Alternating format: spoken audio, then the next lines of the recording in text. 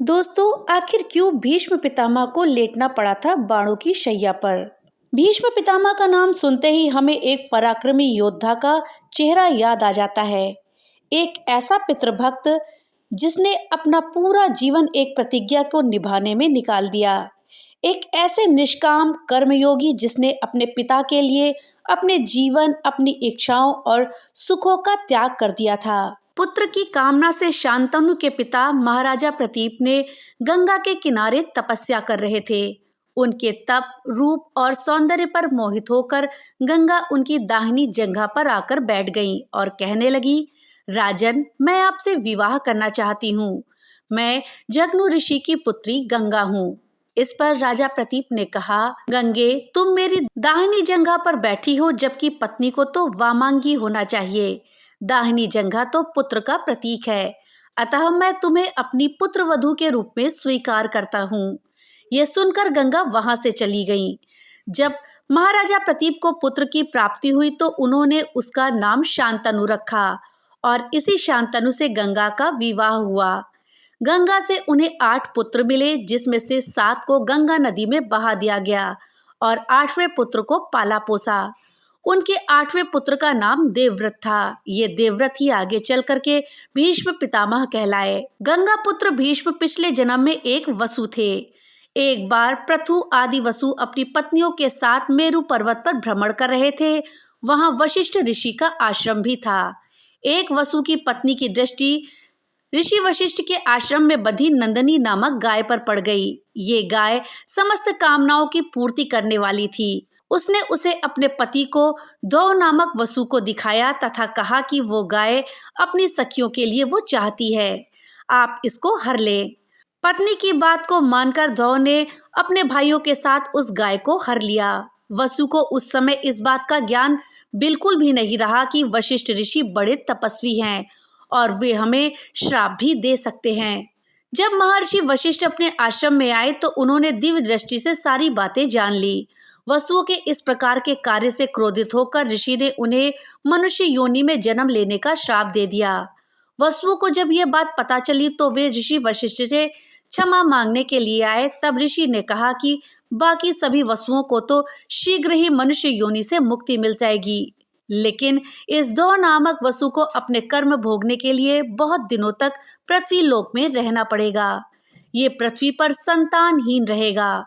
महाभारत की कथा के अनुसार गंगा पुत्र भीष्म वही दो नामक वसु थे। श्राप के प्रभाव से वे लंबे समय तक पृथ्वी पर रहे और अंत में अपनी इच्छा मृत्यु से ही अपने प्राण त्यागे। हालांकि मृत्यु के दौरान वे 6 महीने तक बाणों की शैया पर लेटे थे। वीडियो में आगे बढ़ने से पहले आपसे एक छोटी सी रिक्वेस्ट है कि अगर अभी तक आपने वीडियो को लाइक नहीं किया है तो कृपया वीडियो को लाइक कर दे और ज़्यादा से ज़्यादा शेयर करें, जिससे कि ये जानकारी अधिकतर लोगों तक पहुंच पाए। और हाँ, अगर चैनल पे पहली बार आए हैं तो कृपया चैनल को सब्सक्राइब कर दे और बेल आइकन दबाना ना भूलें, जिससे कि मेरी वीडियो सबसे पहले आप तक पहुंच सके। इस दौरान जब भगवान कृष्ण भीष्म के पास आए तो उन्होंने पूछा, मैंने ऐसे कौन से पाप किए हैं कि बाणों की शैया पर मैं लेटा हूँ पर मेरे प्राण नहीं निकल रहे।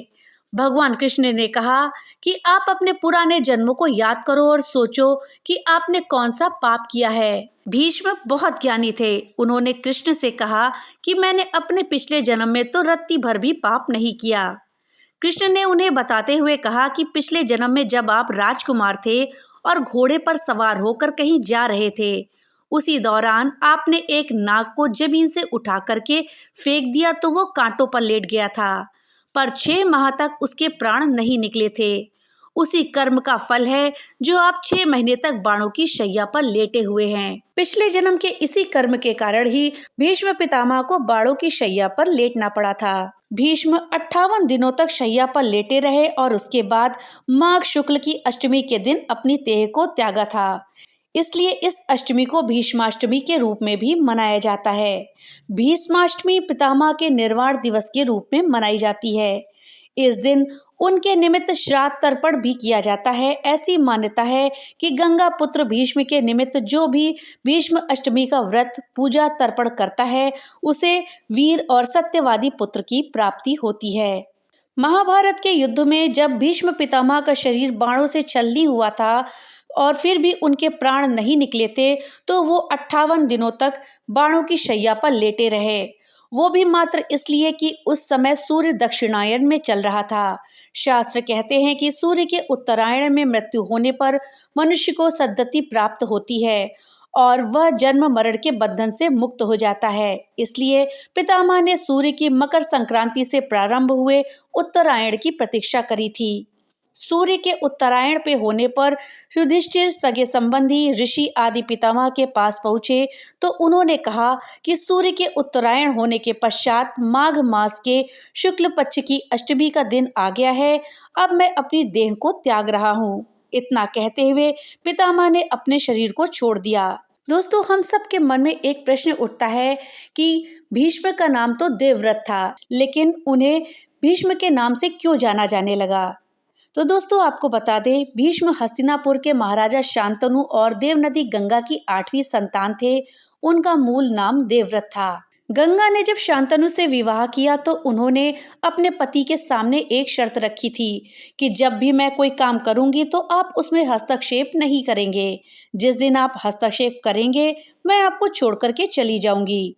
विवाह के बाद दोनों की 7 संतानें हुई, जिसे गंगा ने एक एक करके नदी में प्रवाहित कर दिया। जब 8वीं संतान हुई तो शांतनु से नहीं रहा गया।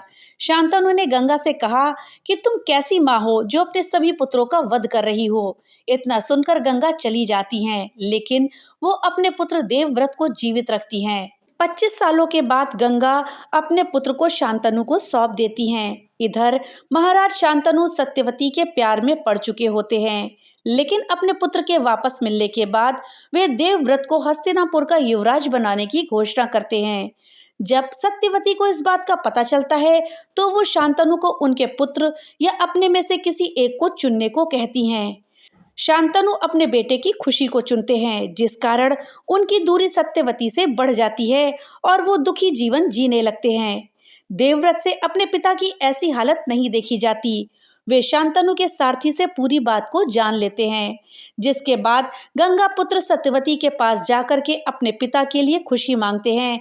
लेकिन सत्यवती कह देती हैं कि अगर मैं हस्तिनापुर में रहूंगी तो साम्राज्ञी बनकर के और मेरे पुत्र ही राजा बनेंगे।